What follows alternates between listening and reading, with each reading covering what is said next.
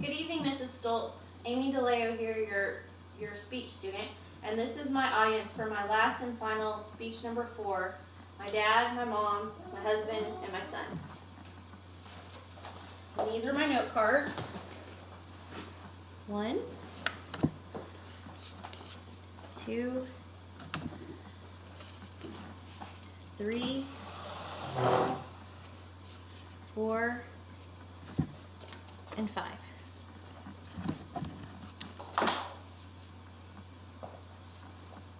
She took a firm hold on her egg, waited until everyone at her table was watching, and whack! She found herself with a handful of eggshells and something cool and slimy running down her hand. Yep, that's how Ramona Quimbley, the famous character of the novels by Beverly Cleary, liked to do things. It was a little go big or go home for Ramona. So when you are 8, discovering the power of reading, having such a character in your life can lead to a big, huge impact, as it did for me. This evening, I would like to make a tribute to the author Beverly Cleary for her contribution to the young readers of the literary world. I will first do this by sharing a little bit of her background.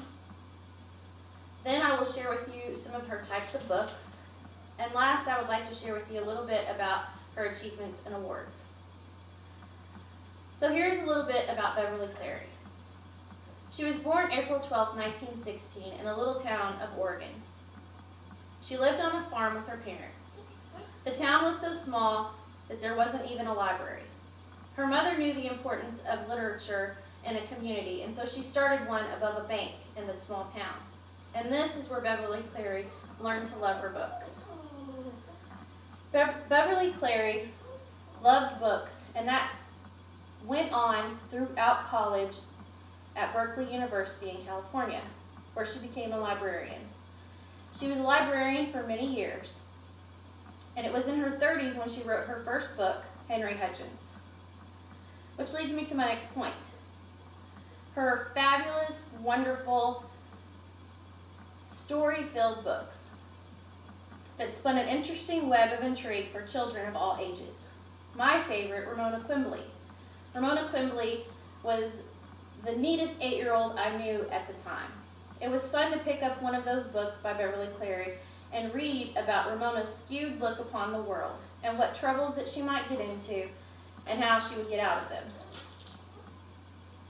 If you were a boy, you might have liked Henry Hudgens a little bit better, or even maybe perhaps the mouse and the motorcycle. Because come on, what 8-year-old doesn't like a mouse that can drive a motorcycle? These stories captivated, and her artistic way of writing stretched many far and wide to many, many readers.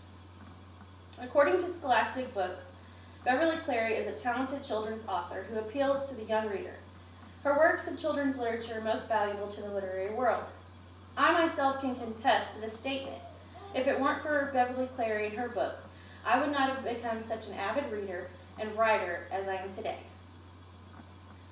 Which leads me to my next and final point. With somebody who has so much recognition and so much achievement in her writings, there are always awards that are given. Some of the awards that Beverly Cleary has earned are the 1994 Newbery Medal Award for Dear Mr. Henshaw.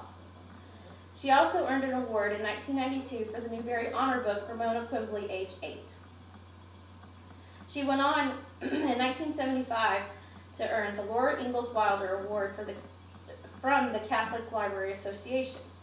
In addition to this, there were over 35 other statewide awards. But the biggest award of all was to me, and that was the award of learning to read at such a young age and read a book that I loved and enjoyed that carried on throughout my years.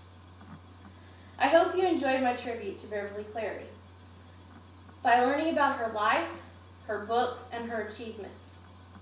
I would like to thank Beverly Cleary today for the impact that she's had in my life.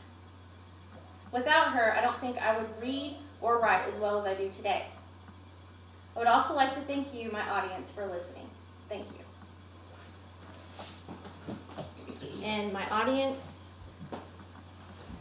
again, my mom, my dad, my husband, and my son. Thank you so much, Mrs. Stoltz. It's been a great semester.